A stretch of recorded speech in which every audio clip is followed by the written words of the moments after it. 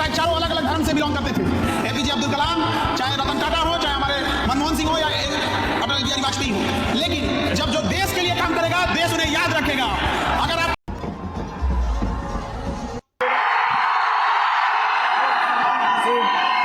आज हम अपनी बात की शुरुआत आप लोगों से सॉरी से करते हैं, बड़ा लेट हो गया हमको आने में। एक्चुअल में सुबह में क्लास लिए पटना में,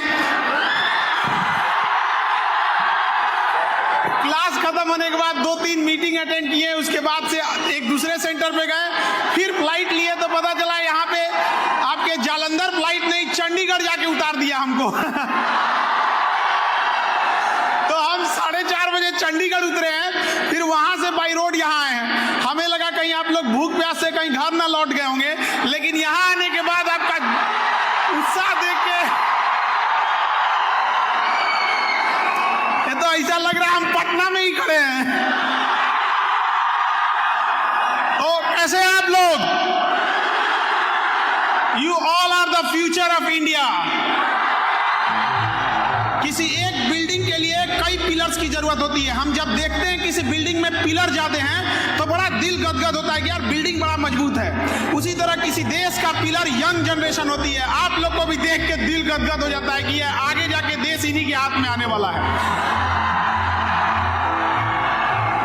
आप सब अलग अलग शहर से, अलग अलग फैमिली बैकग्राउंड से आए होंगे, अलग अलग सपने लेकर,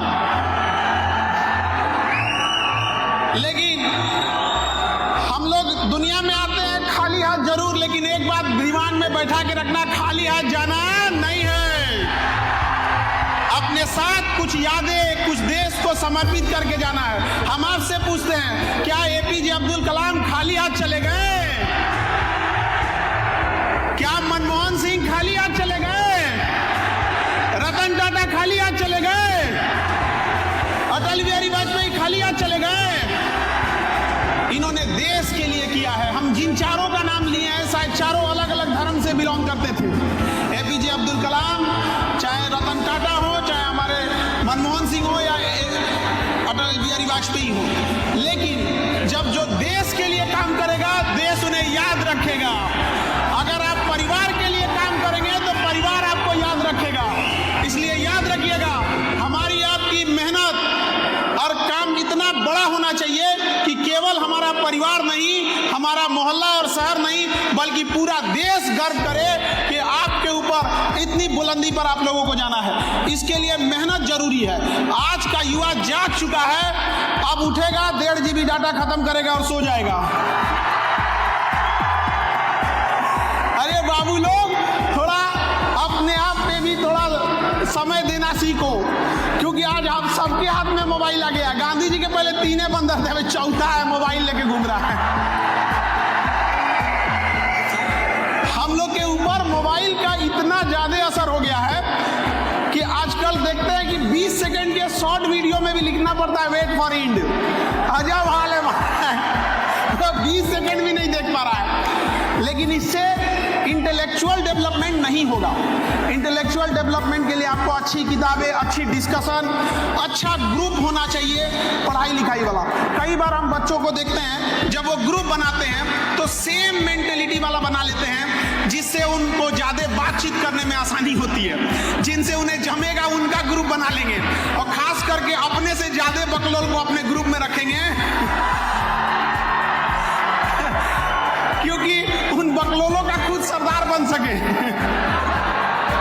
तो ऐसा ग्रुप नहीं बनाइए, ऐसा बनाइए कि कोई फाइनेंस में ठीक हो, कोई लॉ में ठीक हो, कोई ह्यूमैनिटीज सब्जेक्ट में बेस्ट हो, कोई साइंस में हो, तब एक दूसरे से सीखने को मिलेगा। बट आप लोग ग्रुप क्या करते हैं, बात करने में है, कहाँ जा रहे हो इस संडे को तुम यहाँ पर, हाँ, ये सब चक्कर में नहीं रहिएगा बाबू। आप खुशनसीब बच्चे हैं जिसको इतना बेहतरीन कैंपस मिला है पढ़ने के लिए। सारे बच्चे इतने खुशनसीब नहीं होते हैं। हम लोग भी पढ़े हैं, सरकारी स्कूल में पढ़े थे, छतवा थोड़ा थोड़ा टूट के गिरते रहता था।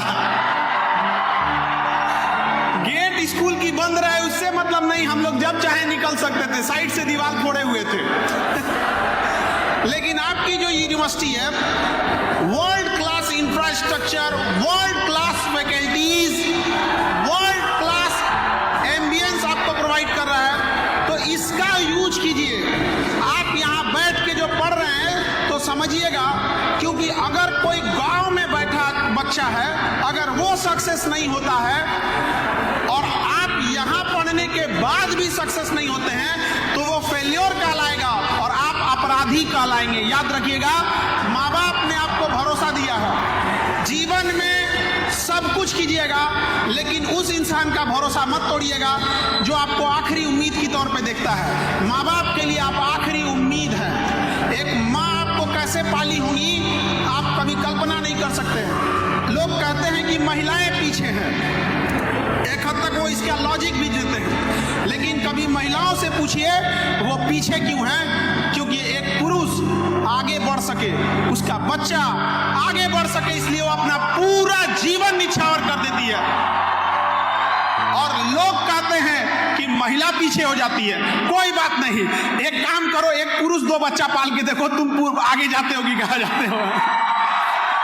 अगर बच्चा पालने की जिम्मेदारी पुरुषों को मिली रहती तो भारत की जनसंख्या कोई समस्या नहीं रहती, आधा मुआ दिया रहता समाज के।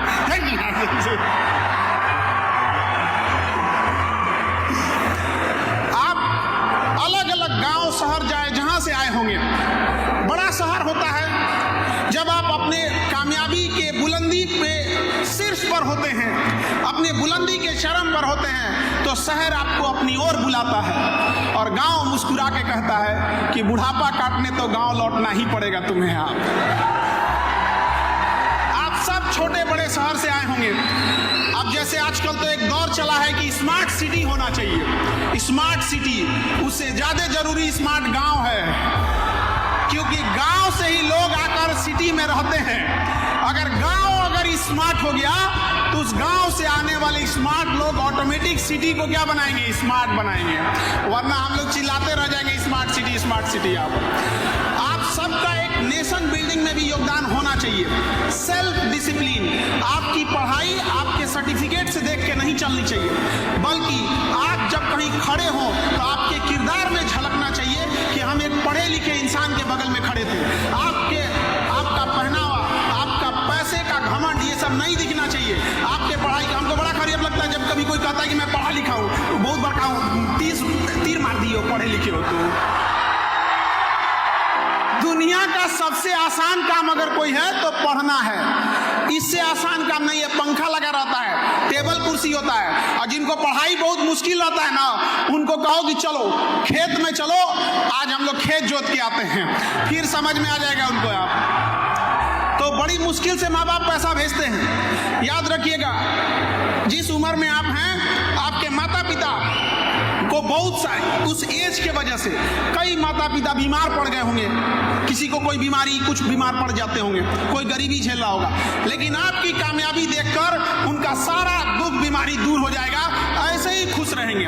और बड़ा दुख होता है जब एक माँ पाल पोस के बड़ा करती है, आप लोग को कॉलेज भेजती है, यूनिवर्सिटी भेजती है पढ़ने के लिए, और पढ़ने के बाद जब बच्चा कामयाब हो जाता है तो स्टेटस लगाता है, माई वाइफ माई लाइफ।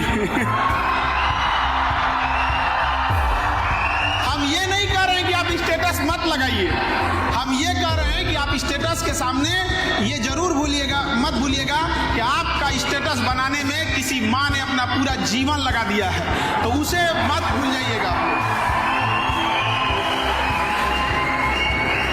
आप चाहे जिस शहर में हो, चाहे जिस गांव गली कहीं पे हो, आप अपना सदाचार, आपकी जो सिंप्लिसिटी है वो कभी मत खोइएगा। लोग कहते हैं कि मॉडर्न बनो, मॉडर्न से भी ज्यादा चीज होता है एक सोफिस्टिकेटेड। अल्ट्रा मॉडर्न को हम लोग क्या कहते हैं? सोफिस्टिकेटेड, एकदम अल्ट्रा मॉडर्न हो गया वो। जैसे मोबाइल एकदम लेटेस्ट आ जाता है, वो एकदम सोफिस्टिकेटेड है। तो आप मॉडर्न बनने के चक्कर में एक चीज हमेशा याद रखिएगा, simplicity is the best sophistication. Simplicity से अच्छा कोई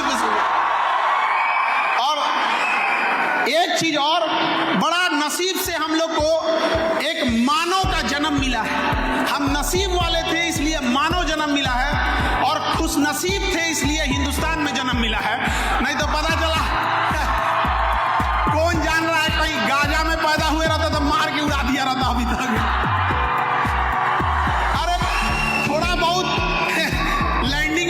पीछे होता तो इधर बांग्लादेश इधर पाकिस्तान था, जीवन ही नरक हो गया रहता हम लोग का। अभी तो इसलिए इस देश के लिए भी कर्तव्य बनता है और इस देश की संस्कृति को बचा के रखना हमारा और आपका नैतिक जिम्मेदारी बनता है। आजकल लोग मॉडर्न के आड़ में वेस्टर्न हो जा रहे हैं। Western, there is big difference between modern and western. आपको चाहे जितना मॉडर्न बनना है उतना मॉडर्न बनिए, लेकिन मॉडर्नाइजेशन की आड़ में वेस्टर्नाइजेशन को बढ़ावा मत दीजिएगा। और माँ बाप से मिला गया सदाचार मत भूलिएगा, क्योंकि धन यदि गया गया न कुछ भी, स्वास्थ्य गया कुछ जाता है, सदाचार जो गया मनुष्य का समझो सब कुछ लूट जाता है। आप सब अलग अलग जगह से आए होंगे, अगर हम सब एक जिम्मेदारी अगर बिहार से भी आए हैं, बिहार से कितने हाथ उठाओ तो, बिहार से हाथ उठाओ, सही है। तो हमारा बिहार ही आ गया यहाँ पर। तुम बहुत समझदार हो जो बिहार की यूनिवर्सिटी छोड़ दिए, नहीं तो बर्बाद हो जाते वहां रहते तो। जिंदगी बर्बाद करने के लिए जरूरी नहीं कि दिल लगाइए, आप बिहार आके ग्रेजुएशन भी कर सकते हैं।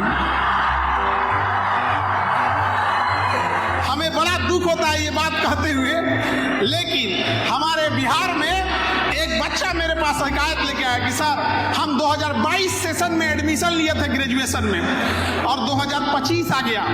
हम कहे तो 22 में लिए थे तो 25 में फाइनल हो गया होता। तो कह रहा है नहीं सर, अभी तो फर्स्ट सेमेस्टर का भी एग्जाम नहीं हुआ है। मतलब हम कभी कभी कहते हैं कि ये ऊपर वाला उल्का पिंड इधर उधर क्यों गिरा देते हो यार।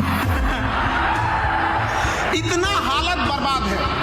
तो दुनिया का हर यूनिवर्सिटी, हर स्टेट के यूनिवर्सिटी ये सोचते हैं कि बच्चों का भला कैसे होगा, और हम जिस राज्य से आते हैं वहां पे ये सोचा जाता है इसको चौपट कैसे किया जाए।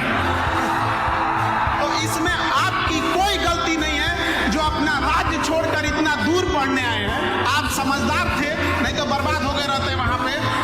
आप पटना जैसे यूनिवर्सिटी में आधे प्रोफेसर की सीट खाली है, तो क्या करेंगे हम। एजुकेशन फीचर पे नहीं चलता है, एजुकेशन टीचर पे चलता है, टीचर पे।